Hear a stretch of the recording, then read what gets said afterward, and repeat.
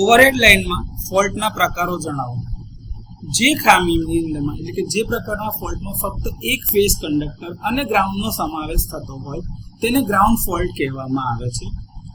બે અથવા વધુ ફેઝ કંડક્ટર ગ્રાઉન્ડ અથવા ગ્રાઉન્ડ વગર જો ફોલ્ટ થતા હોય તો તેને ફેઝ ફોલ્ટ કહેવામાં આવે છે. Single line to ground fault LG fault જેને આપણે કહીએ છીએ સૌથી વધુ સંભવિત છે અને ઓછા ગંભીર હોય છે, એટલે કે એની જે અસર હોય છે થોડીક ઓછી હોય છે. જ્યારે ત્રણેય લાઇન વચ્ચે એક સાથે જો ડેડ શોર્ટ સર્કિટ થાય તો એના કારણે જે ફોલ્ટ થાય છે તેને થ્રી ફેઝ ફોલ્ટ તરીકે ઓળખવામાં આવે છે અને એ સૌથી ઓછા સંભવિત અને સૌથી વધારે ગંભીર હોય છે.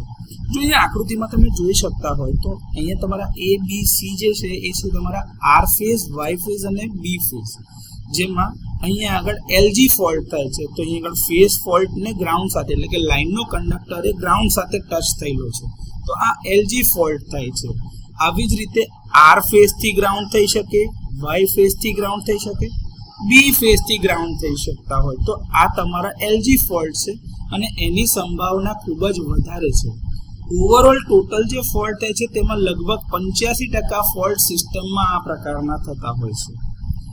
બીજા પ્રકારના ફોલ્ટ જે વાત કરી છે લાઇન ટુ લાઇન ફોલ્ટ છે, જેમાં તમારો આર ફેઝ, વાય ફેઝ ને બી ફેઝ કંડક્ટર છે તો વાય અને બી ફેઝ ની વચ્ચે તમારા ફોલ્ટ રેઝિસ્ટન્સ અહીંયા આગળ બતાવેલા છે અને આ લાઇન ટુ લાઇન ફોલ્ટ થયેલો છે. એવી રીતે આર થી વાય ફેઝમાં અને આર થી બી ફેઝમાં બી થઈ શકે છે. આ બે ફેઝ ફોલ્ટ છે, આમાં કોઈ ગ્રાઉન્ડનું કનેક્શન થતું નથી, એટલે કે આમાં ગ્રાઉન્ડ ફોલ્ટ ઇન્વોલ્વ થતો નથી. જ્યારે અહીંયા આગળ તમે જોજો તો આ બે ફેઝ કંડક્ટર છે અને એની સાથે ગ્રાઉન્ડ કંડક્ટર જે છે એ ઇન્વોલ્વ થાય છે તો આ તમારા double line to ground fault કહેવાય, એલએલજી ફોલ્ટ. તમે જોશો તો આ ત્રણ ફેઝ ફોલ્ટ અથવા તો લાઇન ટુ ગ્રાઉન્ડ ફોલ્ટની વાત કરીએ તો એમાં બધા ફેઝમાં કે બધા ગ્રાઉન્ડ સાથેના ફોલ્ટ નથી થતા. તો જોવા જાવ તો અહીંયા આગળ તમારા આ બે ફેઝ હેલ્ધી છે, અહીંયા તમારો આ ફેઝ હેલ્ધી છે, એવી રીતે અહીંયા તમારો આ ફેઝ હેલ્ધી છે તો ફોલ્ટની અસર અહીંયા જોવા જઈએ તો ખાલી આ જ ફોલ્ટ ફેઝમાં થાય છે, અહીંયા આ બંનેમાં થાય છે, અહીંયા આ બંનેની ગ્રાઉન્ડ સાથે થાય છે. તો આ પ્રકારના ફોલ્ટની અંદરમાં બધા ફેઝમાં એક સરખી અસર થતી નથી, એટલે આને અનસિમેટ્રિકલ અથવા તો અનબેલેન્સ ટાઈપ ઓફ ફોલ્ટ કહેવામાં આવે છે અને આની સંભાવના પાવર સિસ્ટમમાં સૌથી વધારે છે. જ્યારે અહીંયા તમે જોશો તો આમાં તમારા ત્રણ લાઇનની અંદરમાં ફોલ્ટ થાય છે તો આને ટ્રિપલ એલ ફોલ્ટ કહેવાય છે અને એને જો ગ્રાઉન્ડ સાથે ઇન્વોલ્વમેન્ટ થાય તો આને ટ્રિપલ એલ જી ફોલ્ટ કહેવામાં આવે છે. આ પ્રકારના ફોલ્ટ સૌથી ઓછી શક્યતાઓ અથવા તો સંભાવનાઓ ખૂબ જ ઓછી છે, પરંતુ એનું ફોલ્ટનું મેગ્નિટ્યુડ ખૂબ જ ઊંચું હોય છે.